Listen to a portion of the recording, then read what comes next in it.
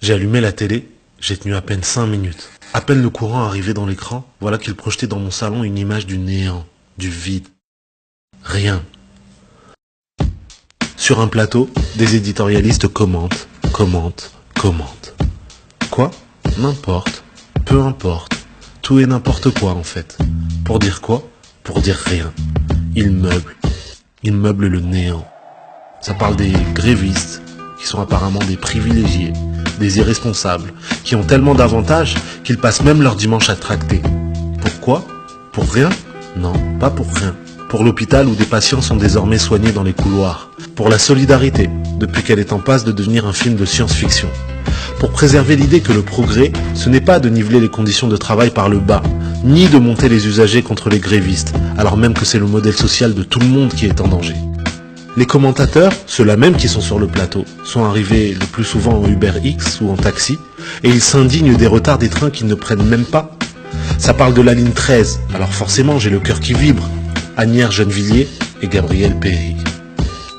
Sans transition, on passe au terrorisme, où l'on apprend, attention accrochez-vous, s'agissant de l'attaque du Münster, que même quand l'assassin est d'extrême droite, il vaut mieux le qualifier de non-musulman, comme le fait Ouest France.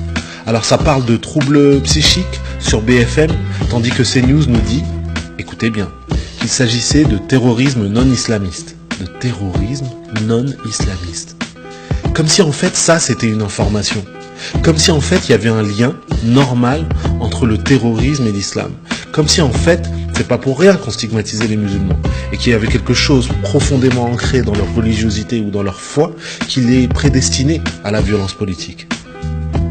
Puisqu'on en est arrivé là, il faut même plus parler de journalisme. Il faut parler de thérapie de groupe. Allez, je zappe. Je zappe et je tombe sur Manuel Valls sur LCI qui prophétise la nécessaire réforme de l'islam. Bah oui, parce qu'apparemment c'est un expert sur le sujet. Et puisque l'islam est au centre de sa vie, peut-être qu'en fait au bout d'un moment il devrait se convertir. Manuel Valls sur France 2 qui commente le but de Ronaldo. On lui a donné apparemment une carte blanche. Ou plutôt une carte blanco.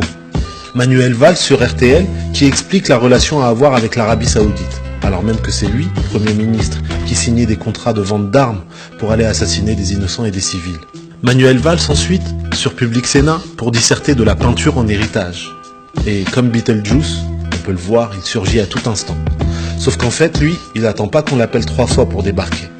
Sauf en Essonne apparemment, où on a toujours du mal à le trouver. Je zappe et je tombe sur une page de publicité. Et là, en vérité, c'est le seul moment de sincérité de cette séquence télévisée.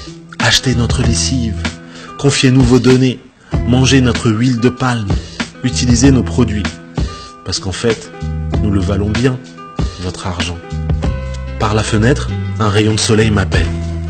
C'est précaire, c'est vrai, mais c'est possible. Il existe une vie ailleurs que dans cette lucarne sur le néant.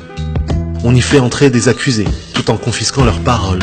On y fait des compléments d'enquête, où les amours n'ont jamais d'heure de vérité.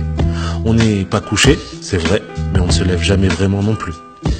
Télématin et tous les soirs, c'est la même rengaine. On est sous stupéfiants. On voudrait que la vie soit plus belle.